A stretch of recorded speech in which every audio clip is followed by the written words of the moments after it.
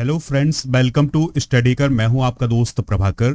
Daily current affairs में आज हम 2 मार्च 2023 के मोस्ट इंपॉर्टेंट करंट अफेयर्स के क्वेश्चन डिस्कस करेंगे। तो आप इस लेक्चर को बहुत ही ध्यान से लास्ट तक जरूर देखिएगा। दोस्तों, लास्ट में आपसे एक क्वेश्चन पूछा जाएगा तो उसका आंसर आपको कमेंट बॉक्स में जरूर देना है। चैनल पर अगर आप पहली बार आए हैं तो सब्सक्राइब कर लें और बेल आइकन भी दबा लें, जिससे आपको समय पर सबसे पहले नोटिफिकेशन मिल सकेगा। सबसे पहले कल के करंट अफेयर्स को रिवाइज करते हैं, फिर आज के क्वेश्चन डिस्कस करेंगे। कल का पहला क्वेश्चन था, the agriculture innovation mission for climate पहल में कौन सा देश शामिल हुआ है? तो भारत शामिल हुआ है। लिकोरिस या मोलेठी की खेती का आयोजन करने वाला पहला राज्य कौन सा है? तो वह है हिमाचल प्रदेश। पीएम मोदी ने शिवमोगा हवाई अड्डे का उद्घाटन किस राज्य में किया है? तो जो शिवमोगा हवाई अड्डा है ये कर्नाटक में अभी इसका उद्घाटन हुआ है प्राइम मिनिस्टर मोदी जी के द्वारा। वेस्ट एडवेंचर टूरिज्म डेस्टिनेशन का अवार्ड किसे मिला है? तो ये अवार्ड जम्मू कश्मीर को मिला है। सुल्तान अर नेयादी किस देश के दूसरे अंतरिक्ष यात्री बने हैं? तो दोस्तों, यूएई या यूनाइटेड अरब अमीरात के दूसरे अंतरिक्ष यात्री कौन बने हैं? सुल्तान अल नेयादी।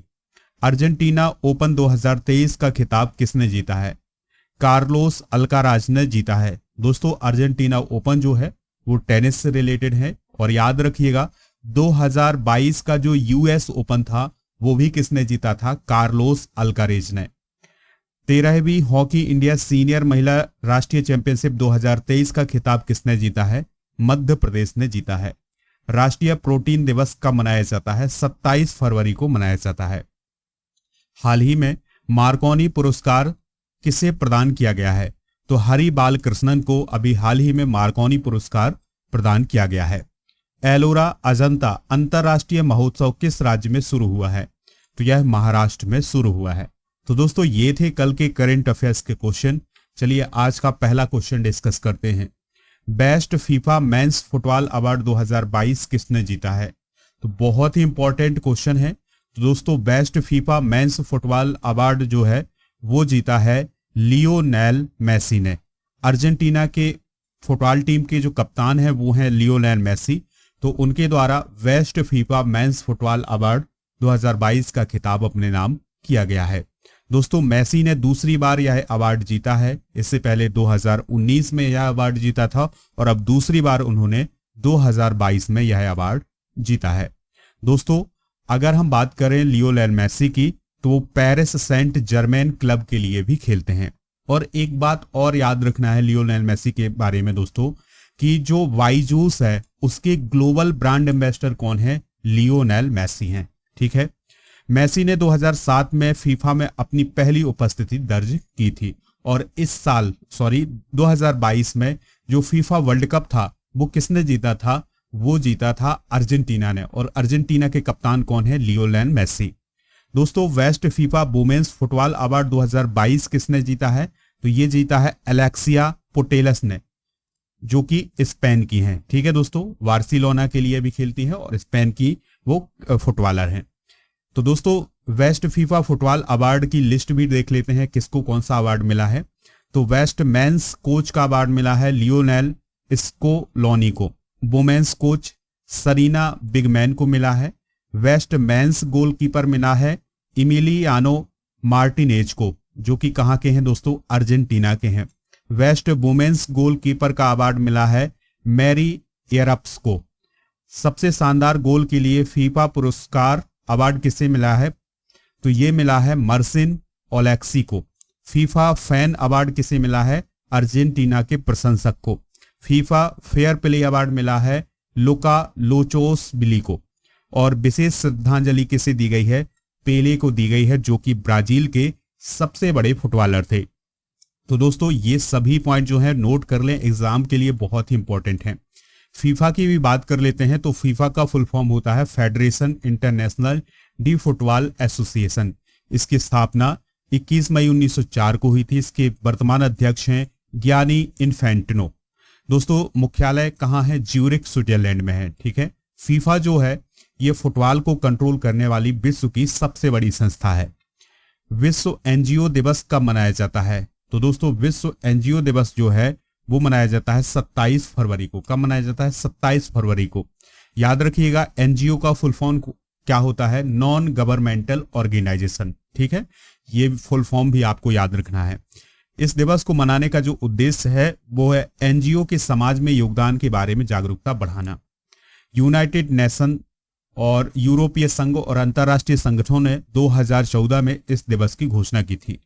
2023 की थीम है मानव अधिकारों को आगे बढ़ाने, सामाजिक और पर्यावरणीय चुनौतियों को संबोधित करने और सतत विकास लक्ष्यों को प्राप्त करने में गैर सरकारी संगठनों की भूमिका और प्रभाव। तो ये 2023 की थीम है। आपके लिए एक इन्फॉर्मेशन है कि अगर आप मध्य प्रदेश के किसी भी एग्जाम की तैयारी कर रहे हैं, चाहे वो एमपी पटवारी का एग्जाम हो या फिर दोस्तों फॉरेस्ट का एग्जाम हो, पुलिस का एग्जाम हो, तो उसके लिए मॉक टेस्ट हमारे ऐप पर उपलब्ध हैं। इसके अलावा एसएससी और बैंकिंग के एग्जाम के लिए भी जो मॉक टेस्ट है वो हमारे ऐप पर उपलब्ध है, तो आप ज्वाइन कर सकते हैं। लिंक डिस्क्रिप्शन बॉक्स में दिया गया है, ऐप का लिंक है, मॉक टेस्ट का लिंक है, तो आप वहां से जरूर ज्वाइन करिएगा।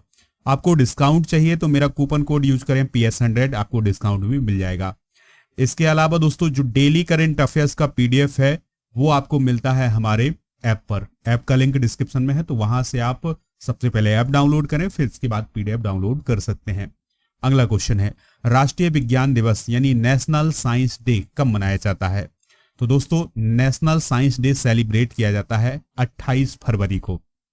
ठीक है, तो देश के विकास में वैज्ञानिकों के योगदान को चिन्हित करने के लिए, याद करने के लिए यह दिवस मनाया जाता है। दोस्तों यह दिवस क्यों मनाया जाता है, इसके पीछे का कारण है। देखिए 28 फरवरी 1928 को भारतीय भौतिक विज्ञानी हैं चंद्रशेखर वेंकट रमन, तो उनके द्वारा रमन प्रभाव की खोज की गई थी। तो इसलिए इस खोज को याद करने के लिए ही हर साल 28 फरवरी को राष्ट्रीय विज्ञान दिवस मनाया जाता है। ठीक है दोस्तों, साल 1986 से यह दिवस मनाया जा रहा है। CV रमन यानी चंद्रशेखर वेंकट रमन को उनके रमन इफेक्ट के लिए 1930 में भौतिकी में नोबेल पुरस्कार भी प्राप्त हुआ है। 2023 की थीम क्या है? Global science for global wellbeing. अगला क्वेश्चन है, राष्ट्रपति द्रौपदी मुर्मू ने 14वें राष्ट्रीय संस्कृति महोत्सव का उद्घाटन किस राज्य में किया है? तो दोस्तों ये जो उद्घाटन किया गया है ये राजस्थान में किया गया है। कहां पर दोस्तों? राजस्थान में। यह जो महोत्सव है ये 9 दिनों तक चलेगा। राजस्थान में इस प्रकार का आयोजन पहली बार हो रहा है। यह महोत्सव जो है वो 25 फरवरी से 5 मार्च तक आयोजित किया जाएगा। इसका जो मुख्य उद्देश्य है वो है देश की समृद्ध संस्कृति विरासत को संरक्षित करना और उसको बढ़ावा देना और उसको लोकप्रिय बनाना। दोस्तों अगला क्वेश्चन है, Hollywood critics association film award में बेस्ट इंटरनेशनल फिल्म का पुरस्कार किसने जीता है? बहुत ही इंपॉर्टेंट क्वेश्चन है।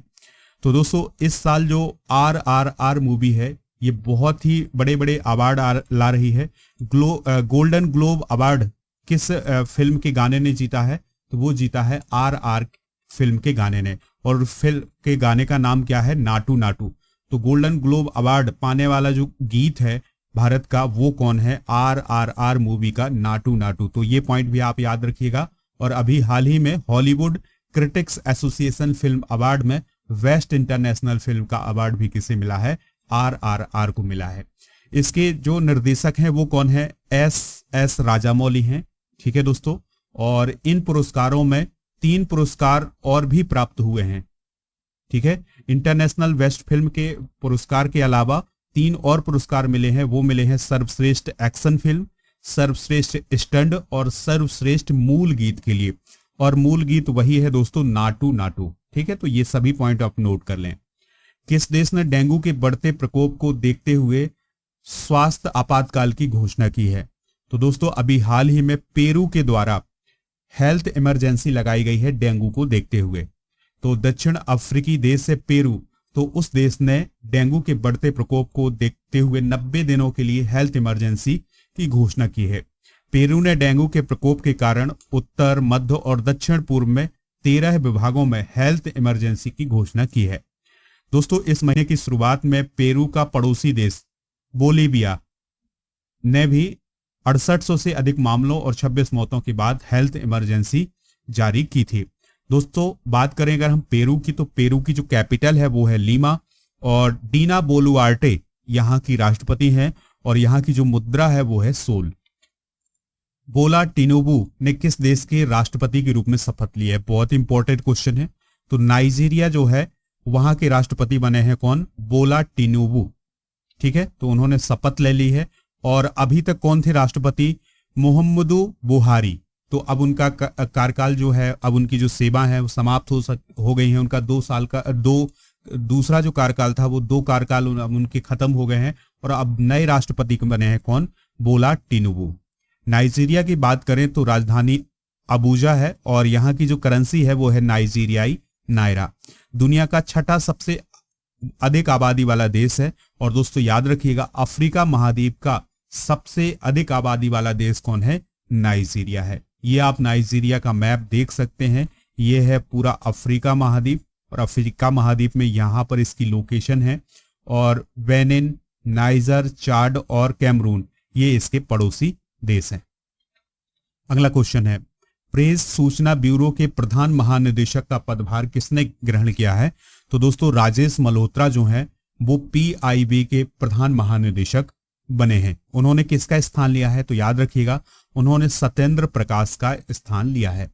प्रेस सूचना ब्यूरो की बात करें तो यह सरकार की नीतियों, कार्यक्रमों, पहलों और उपलब्धियों पर प्रिंट और इलेक्ट्रॉनिक मीडिया को सूचना प्रसारित करने के लिए भारत सरकार की एक नोडल एजेंसी के रूप में काम करती है। अगला क्वेश्चन है, शून्य भेदभाव दिवस 2023 की थीम क्या है? तो दोस्तों इस क्वेश्चन का जो राइट आंसर होगा वो होगा option number D, save life decriminalise. ठीक है, तो ये इसकी थीम है। शून्य भेदभाव दिवस हर साल 1 मार्च को मनाया जाता है। यह दिवस पहली बार 2014 में मनाया गया था। इस दिवस को महिलाओं और लड़कियों द्वारा भेदभाव और असमानता को चुनौती देने के लिए मनाया जाता है। इसका उद्देश्य ये होता है कि जो महिलाओं के अधिकार हैं उनकी रक्षा करना, उनके सशक्तिकरण और लैंगिक समानता को बढ़ावा देना। लास्ट क्वेश्चन है, नासा के विज्ञान प्रमुख के रूप में किसे नियुक्त किया गया है? तो दोस्तों नासा के जो विज्ञान प्रमुख बने हैं वो बने हैं निकोला फॉक्स। कौन बने हैं दोस्तों? Nicola Fox. तो निकोला फॉक्स इस भूमिका को निभाने वाली पहली महिला होंगी।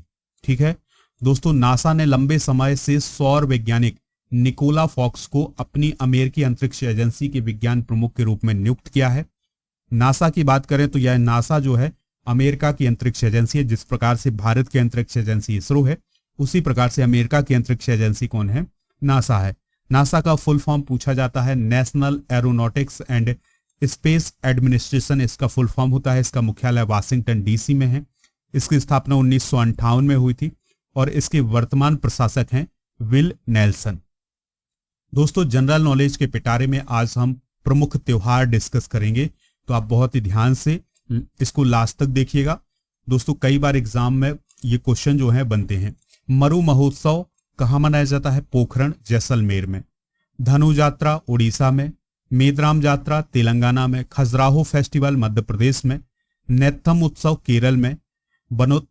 बथुकम्मा महोत्सव मनाया जाता है तेलंगाना में। नुआखाई त्योहार मनाया जाता है उड़ीसा में।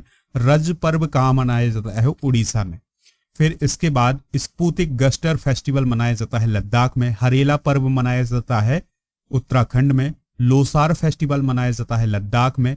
लोसांग फेस्टिवल मनाया जाता है सिक्किम में। इन दोनों में अंतर है, याद रखिएगा। हेमेस फेस्टिवल लद्दाख में। हॉर्नबिल फेस्टिवल नागालैंड में। ये काफी फेमस है, कई बार एग्जाम में भी पूछा गया है। त्रिशूरपुरम ये मनाया जाता है केरल में। और बांचुआ फेस्टिवल मनाया जाता है असम में। तो दोस्तों ये सभी प्रमुख त्योहार जो हैं नोट कर लीजिएगा, एग्जाम के लिए बहुत ही इंपॉर्टेंट है। अब आपसे एक क्वेश्चन पूछा जा रहा है जिसका आंसर आपको कमेंट बॉक्स में देना है। दोस्तों राष्ट्रीय विज्ञान दिवस यानी नेशनल साइंस डे कब मनाया जाता है? तो इसका जवाब जो है वो आप कमेंट बॉक्स में जरूर दीजिएगा, हमें इंतजार रहेगा आपके आंसर का। लेक्चर पसंद आया हो तो आप इसे लाइक करें। इसके अलावा आप इसे शेयर करें सभी दोस्तों को सभी सोशल मीडिया प्लेटफॉर्म पर। इसके अलावा दोस्तों PDF भी डाउनलोड कर लें आप। इसका PDF जो है वो आपको हमारे ऐप पर मिलेगा। ऐप का लिंक डिस्क्रिप्शन बॉक्स में दिया गया है। मिलते हैं नेक्स्ट वीडियो में। जय हिंद, वंदे मातरम।